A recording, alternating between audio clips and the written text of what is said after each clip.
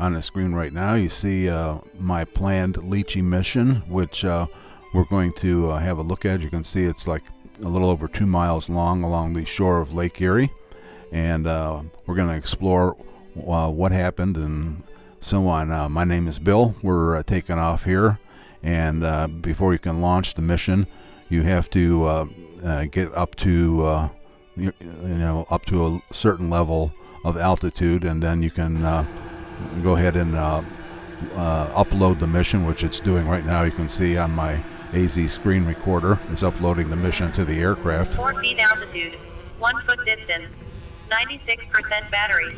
And as soon as the mission gets uploaded, it will implement it and start doing it. That pitch down of the camera and everything, the speed, the angle at which it's flying, everything is controllable. I sat down at the computer and went to the Litchi mission planner site and programmed this all in. And we're flying along the shoreline of Lake Erie, and we're coming up on the Cedar Cabin area of Geneva State Park.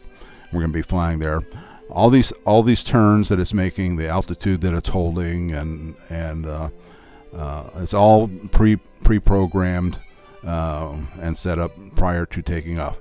Now, I had flown this mission manually in the past, but there's a big difference. At that time, I was using some range boosting parabolic adapters on my antennas, and I was flying at a much higher altitude. And I thought I could get away with it because there was no leaves on the trees here, but you're going to see that we do run into some trouble here about 3/4 of a mile out. Along the shoreline here, you can see the ice breaking up on the lake, but along the shore there's compacted snow and ice, which is anywhere from 6 to 10 feet thick in various areas, and you can see it just along the edge of the shoreline there of how thick it is. And as we commence here, we're going to, I programmed it in again right from my computer when I designed this mission for it to turn and look at the shoreline, because we're going to come up on an area of the park where there was at one time a pathway right along the lake. Now you see that orange fence material, that's there to stop people from using the pathway, because as you're going to see, this pathway is eroded. And here's the Litchi again, the AZ recorder. 49 feet altitude, 2,187 feet distance, 88% battery. At this point, we're starting to get some breakup, and I knew something was not not going to work out right. And shortly, we're going to lose all telemetry from 51 feet altitude, 2,536 feet distance,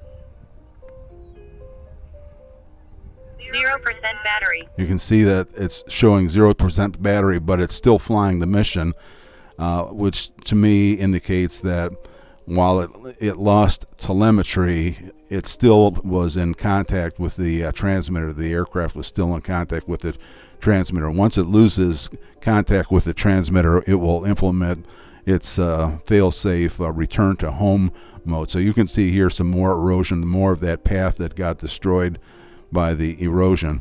And it will continue to fly its mission as long as it has any kind of a signal from the transmitter.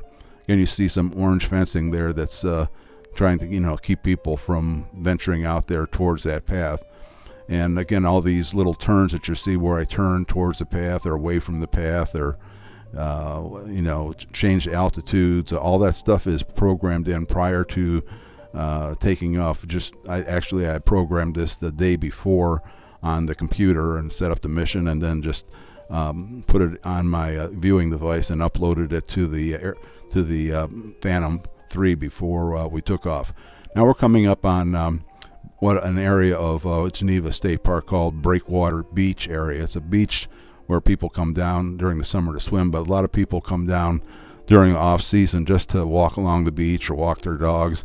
And it's at this point where we finally lose control with the aircraft, and it's programmed internally that once it loses transmitter signal, that it's going to stop, go up to a safe altitude, and return home.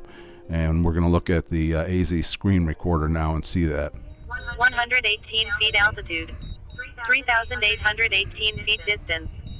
80% battery. You can see that we started to receive telemetry and signal again because we're rising up.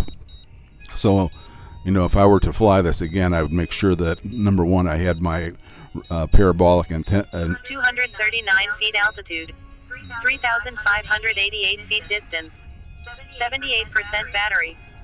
I would make sure that I had my parabolic reflectors on, and that I was flying at a higher altitude. But it made its decision and decided, hey, I can't detect the transmitter anymore, so I'm coming home. So it's coming home at I think my programmed return to home is around 300 feet, but at a certain point here, right here, we start to drop down, but we keep it about 150 feet because these trees are, some of them are quite tall.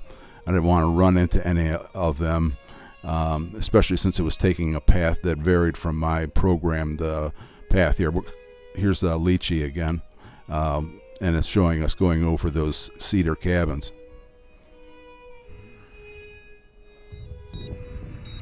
142 feet altitude. 921 feet distance. 72% battery. And you saw the going home here. So we're back to the onboard video here, coming back.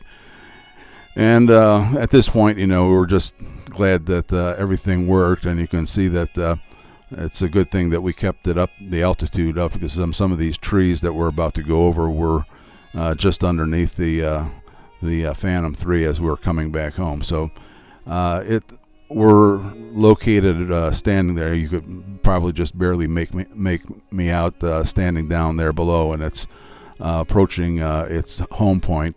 And we're going to go back to the AZ recorder and see the Litchi view. 123 feet altitude. 24 feet distance. 69% battery. And so we did have plenty of battery that we could have made it. Now we regained control. We stopped the automatic return to home so I could land it myself. And you know, it was we hadn't flown the Phantom 3 in 9 months, so it was good just to get it out there. And even though the mission didn't work out like we wanted to, it was a good experience. Thanks for stopping by and watching. Leave a comment if you'd like to, and we hope to catch you again in a video in the near future.